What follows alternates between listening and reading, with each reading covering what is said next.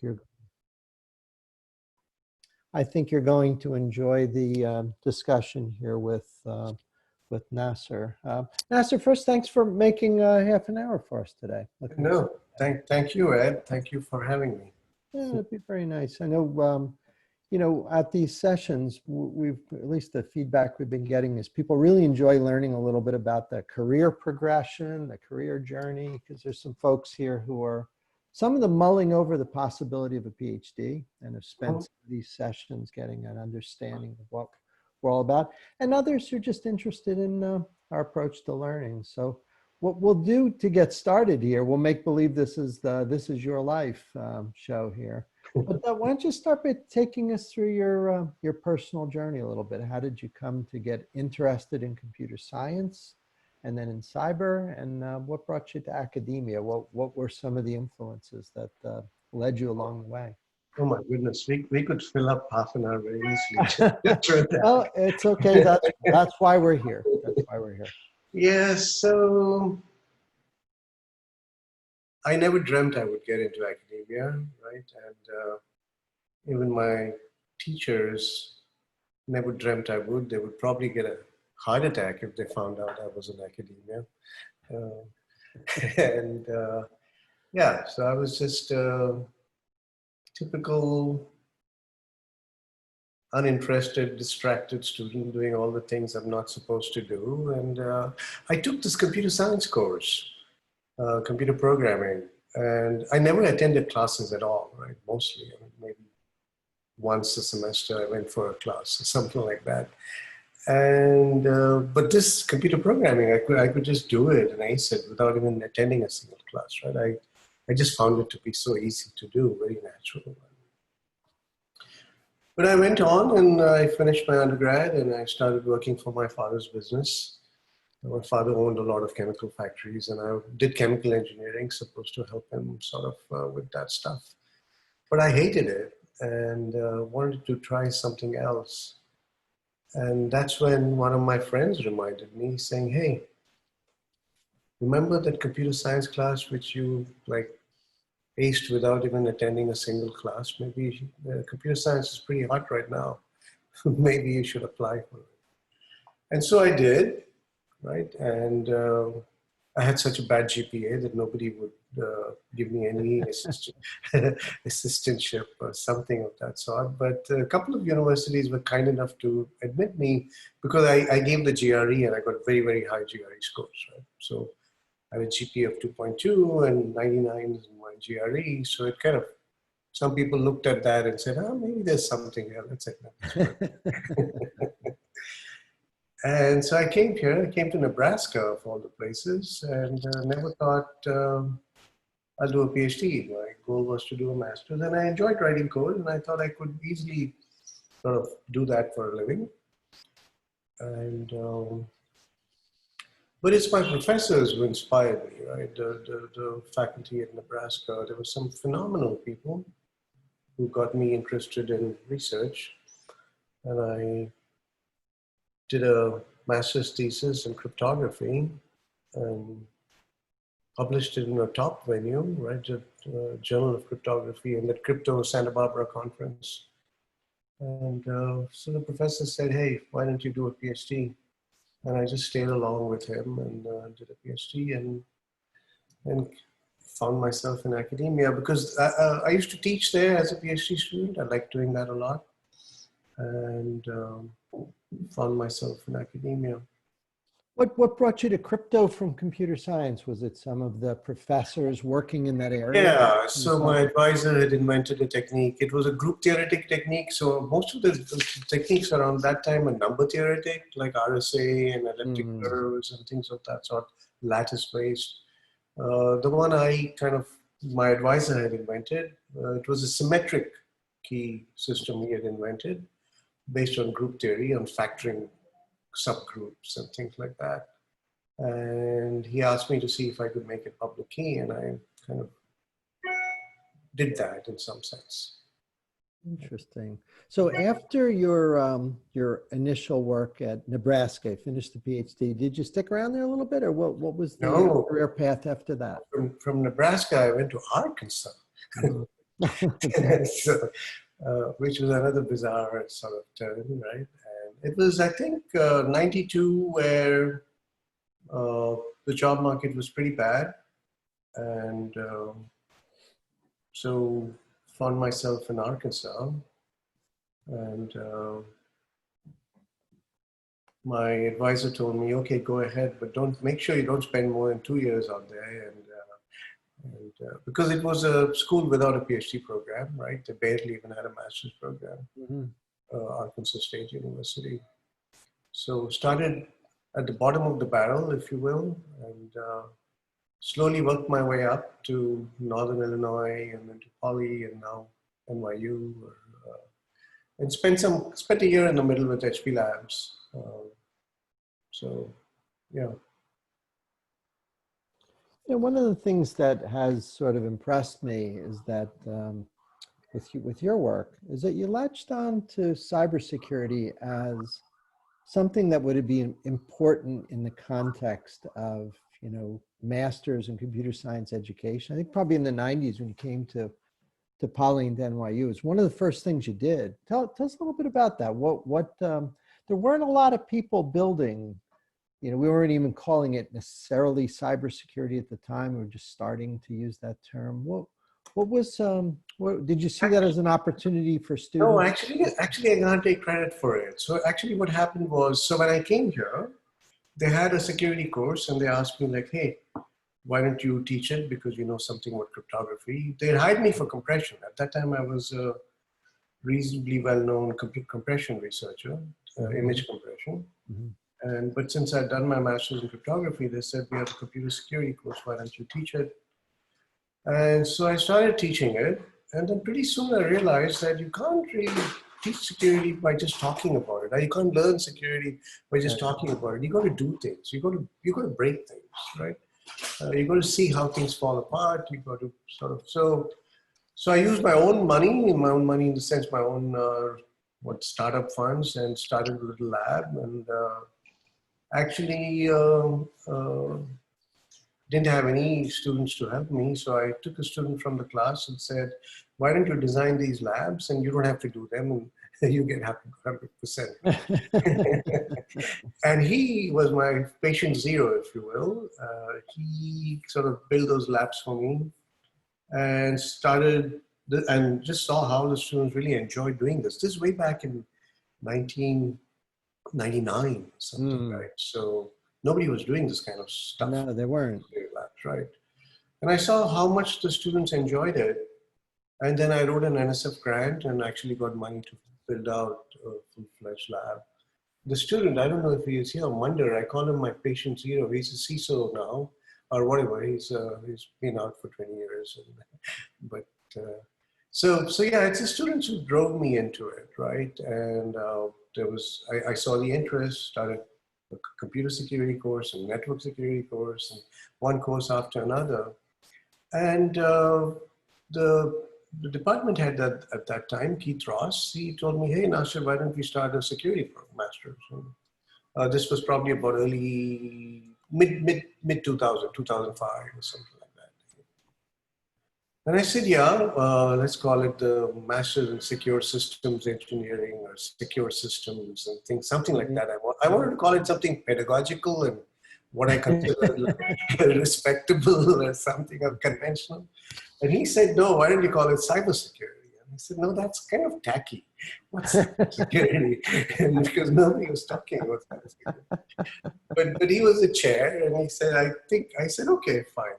I mean, I sort of generally don't argue with people. And we called it cybersecurity, and in hindsight, that was a good thing to do because everybody has been calling it cybersecurity since then, right? So tell us a little bit about the Center for Cybersecurity. You're the founder. It's a center that I'm part of, very proud to be part of. And you know, what are some of the basic principles? What is it that people should know about the center? Yeah, so me and Ramesh, like we started this way back in, again, mid-2000s, right? And as we kind of got older, if you will, or mature, I started realizing that security is not really purely a technical problem. There's more to it than security. It's a human behavior problem. It's a legal problem. It's a policy problem. It's a business problem, right? And you got to look at things holistically. A solution that does not take these other factors into account may not be effective, right? Pure technology really doesn't solve the problem. And at that time, coincidentally, we merged with NYU, and suddenly we had access to like talented group of faculty in different schools, right? So we worked with the business school at that time, Stern, the Wagner Policy School, and we started the center. So from day one, although rooted in technology and with basic focus in technology, it was built with the mindset that you need more than technology, right? So we reached out, and we had partners and faculty members from other schools also sort of participating in it. And the other basic principle we had is that we did not want the center to be someone working in isolation, right? Just living in an ivory tower, like creating problems and solving them, right? So we wanted, first of all, to work on problems that had impact. So we collaborated or tried to collaborate with industry right from day one, right? We wanted to work on problems that were important to industry. And second, we also felt that it's more than that, right? A university, a center in a university is sort of one of its missions should be uplifting the community as well, working with the community. So right from day one, right from early 2000s, we kind of realized that there is a big need for talent in cybersecurity. So we started reaching out to high schools, started running high school competitions, reaching out to sort of faculty around in small colleges around the country, giving them a curriculum. So sort of building capacity, right? Now everybody sort of does that, but this was this was one of the basic principles we had, right from 2005 or something, we started doing these things. And so we always looked for bringing diversity, bringing more people into the cybersecurity fold, getting more talent, looking at cybersecurity right before we realized that young kids, young adults, right, that when they make up their mind that they want to be a doctor or engineer, maybe by middle school or high school, and we wanted to put cybersecurity in front of them, right? So they look at that, and I think we made some difference. I mean, we've had over the years tens of thousands of high school students gone through our programs and undergrads and college faculty, etc. So the working and impact with community also was a sort of key principle of the center. So interdisciplinary industry partnership and also working with the broader community, right? Yeah. Now, a lot of people will know the center for SeeSaw. That's become obviously the big event. Tell us about how that was invented and a little bit about your experiences, even maybe some anecdotes over the years. That's a funny story again, right? So it was 150th anniversary. And the chair comes to me and I say, let's go out for lunch. I want to buy you lunch. And whenever the chair says he or she wants to buy you lunch, you know you're in trouble, right? Because you're going to be asked to do something. So anyway, so he told me, hey, we have this 150th anniversary going on. The president wants me to do something or have some events, and you have this very active lab. We called it the ISIS lab at that point, right? The security lab that had started in 1999. We had to change its name eventually. But in any case, that is so active, so why don't you do some event related to security? Right? You know. And I said, okay, I called my students, right, and the lab people in the lab and said, hey, what should we do? They said, hey, let's do some competitions. Let's do a capture the flag. Let's set up tables and help people clean up their computers and things like that. They bring their laptop. This was what? 2001, right? Something 2002 or something like that. Even having a antivirus on your laptop was supposed to be big, right? So we kind of did all that, and we had a competition. We had a quiz competition. We had a capture the flag with about 8 students participating, right? And so the chair was happy. And then next year, the students came back to me and said, hey, remember we did this last time? Why don't we do it again? And why don't we invite some other schools from the neighborhood? We said, okay, let's do it again. And we invited a few more schools. And then next time we invited schools from around the city. After that, from around the state. And today there are, 20,000 students from all around the world participating. So it's grown a lot in those 18 years. But it started just as a, I don't know, we never knew it would ever reach a point like this, right? From 10 students participating to 20,000. It's been quite a run. You know, we got some questions here, including from Frank. I was going to leave this for later, but a lot of people want to hear about deepfakes. Oh, yeah, So, we were supposed to talk about deepfakes. Let's take I it. told you asking about my stories. No, that's okay. Well, we got some students who are asking about your work there. Give a little summary of the work what you've been working on with your students and what's available.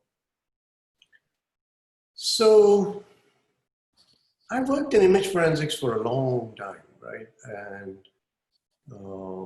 since 2004, the focus then was more about an image or video has been manipulated and it is perhaps being contested as evidence in a court of law. And you had to analyze and say, hey, has it been manipulated or not, right? So the techniques around then were sort of had that kind of mindset, right? And I remember in 2004, I organized a special session in a conference, one of our flagship conferences, on image forensics, and only 4 papers were submitted. One of them was mine. I accepted all of them, of course. And today there are thousands, right? So over the 15, 20 years, right, a lot of work has been done in this area.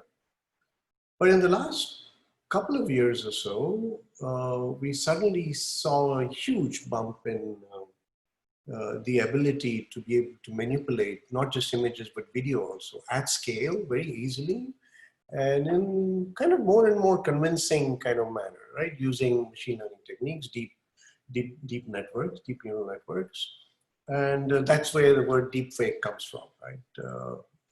And also perhaps that one of the earlier ones had sort of videos of pornography with celebrities in it, and there was some such similar naming movie that that it was kind of a play on, right? And so we've reached a point, and over the 15 years, I've done a lot of work in detection, right? Given a manipulated, tampered, or purely synthetic image, right? Whether it's real or fake, right? And there, I can talk about it for hours. As you know, in security, detection is always difficult, right? Especially when there's so many events, like you have this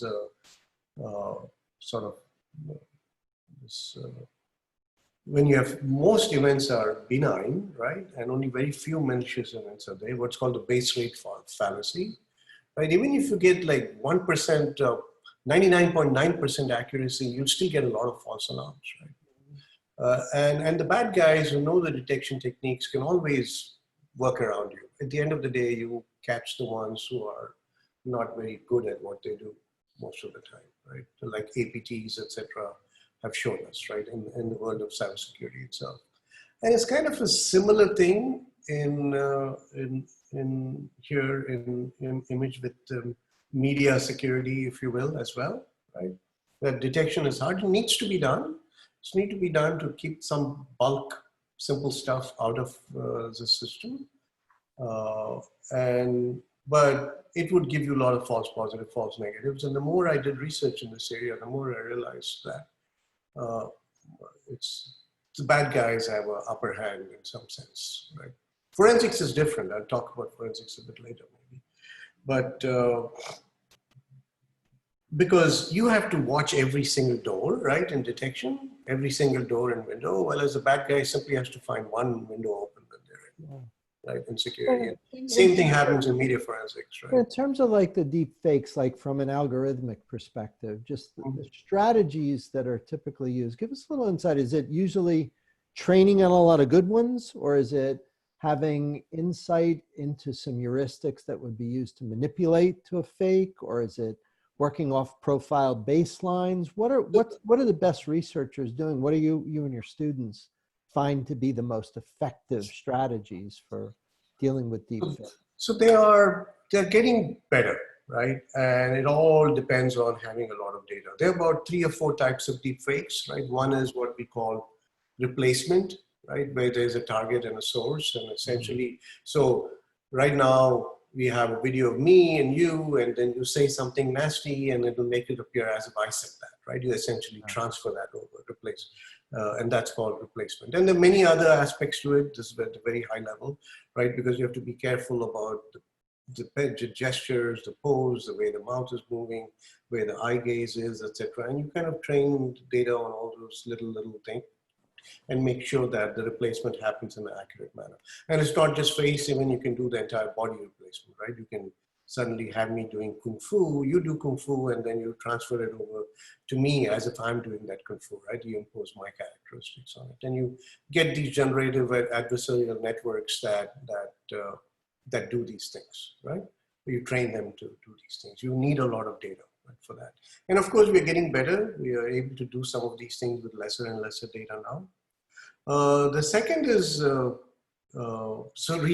there's reenactment as well, right, which I talked about. Then replacement is like face swaps, right, that you can simply take someone in a scene and simply replace the face, for example, or some other aspects of the scene. Then there is enhancement, where you take my video and make me look, or my image and make me look 20 years younger, right? Or change night to day to night, etc. Things of that sort. So you can do enhancement. And the last is pure synthesis, right? Where you just create fake sort of people in some sense, right? And all these techniques for all 4 are there. Synthesis is a little bit newer, right? We're seeing more and more generation techniques coming up, where you could just create, artificially synthesize an entire scene with people in it, and they look very real, but no such person really existed, right? Well, as replacement and reenactment, you have a source and a target, and you're kind of targeting a particular person doing something by those techniques, right? So those are what people are working on the most right now, right? But synthesis and enhancement is something that Hollywood has been doing for a long time, and there's a lot of work for that also that has been done more in the computer graphics domain. But again, the fact that now we are using deep learning for it, we call them deepfakes, right? So deepfakes is also another interesting term. It's like AI. It's a sexy marketing term. How can you? It's a very sellable term. Artificial intelligence. It's a stroke of genius, whoever came up with that.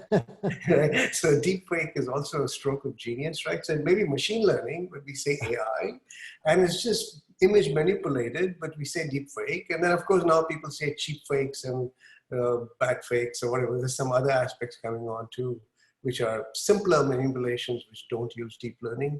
But the good ones require a lot of computation, a lot of data. Right? Yeah.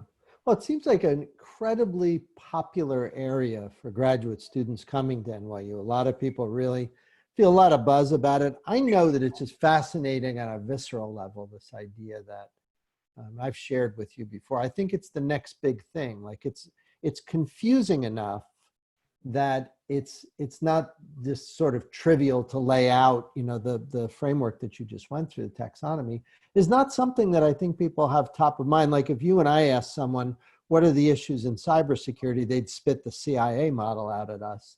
But there's really not that level of sort of common understanding in and around, this area. So it seems like an exciting area, a lot of growth. Right, because first of all, there's no mathematical model of an image, right? Yeah. Or a video. Just take an image. After all, video is a sequence of images, say. We don't have clean mathematical models of that. So it's very hard to then characterize statistically. And then all these statistical characterizations get messed up when you compress, scale, and process the image.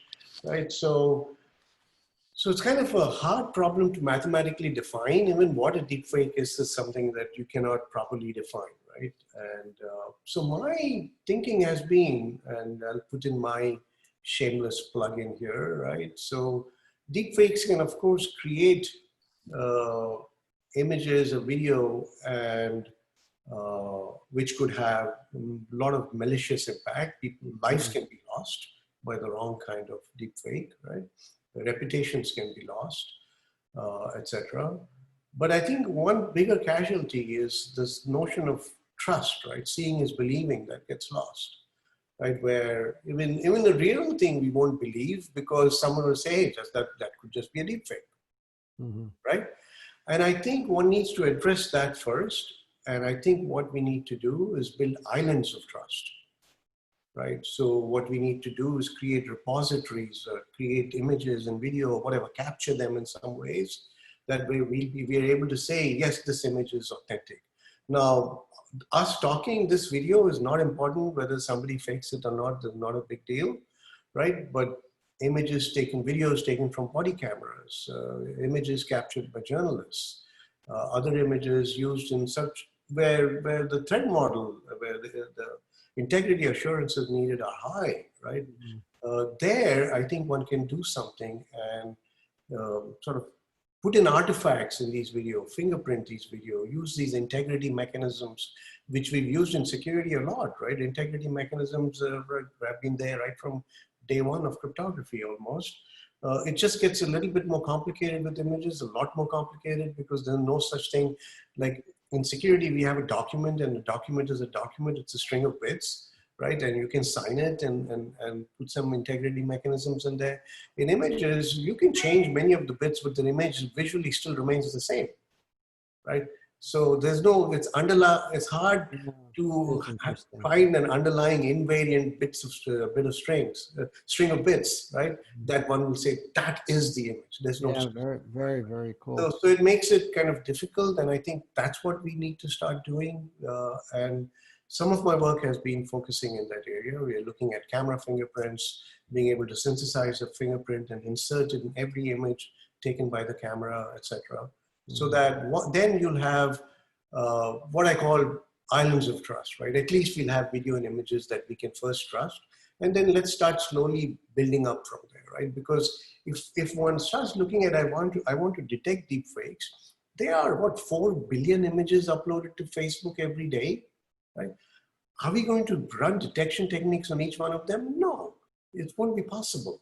And even if I have 99.99999% accuracy, that still means there'll be 100 million you have to look at, which are false positives, right?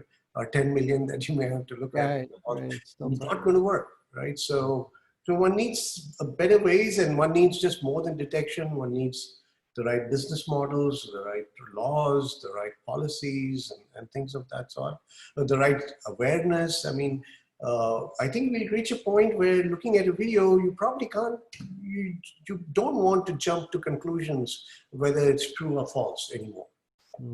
Right? You would want to wait. I don't know how to educate people to be able to do that, but I mean, so yeah, so one needs a combination of these things. And there is, the question was about detection, I guess, and there is a fascination for detection.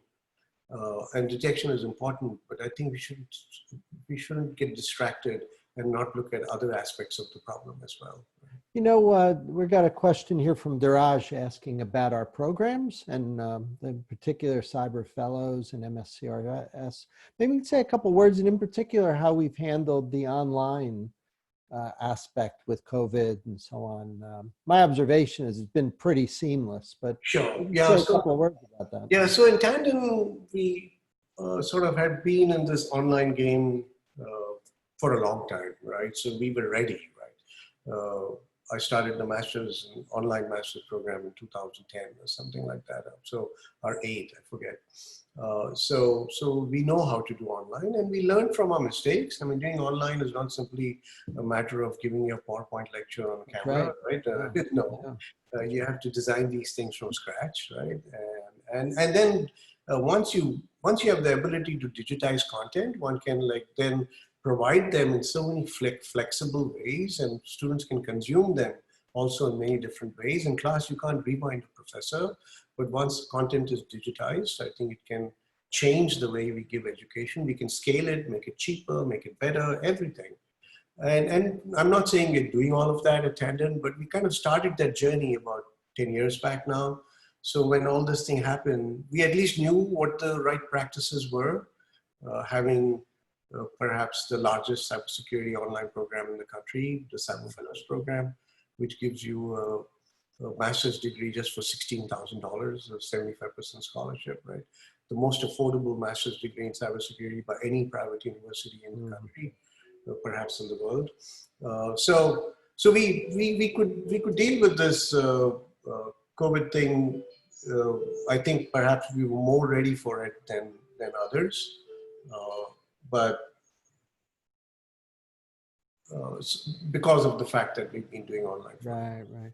Now, we're at the top of the hour, but I was wondering if you could share maybe your experiences just in and around Brooklyn and New York City. There's some folks here who might be, once things get back to normal, I hope soon. I know New York has done a pretty good job with the COVID numbers. I've been very proud of the way it's been managed.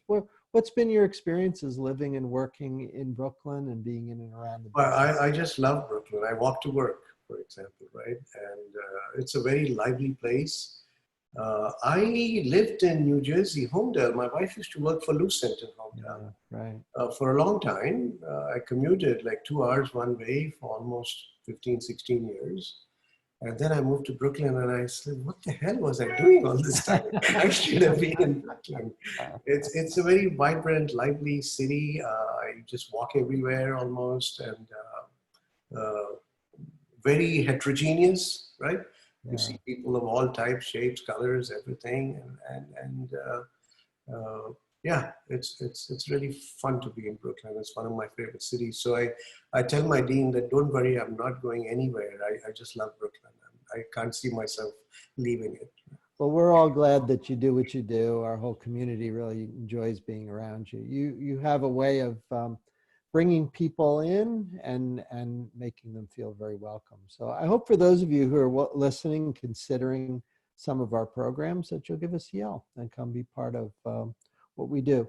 Nasir, thanks for spending a little over half an hour with us today. Really nice. And for those of you listening, we will be back again next week with another installment of our, sort of Meet the Faculty. This has been a lot of fun.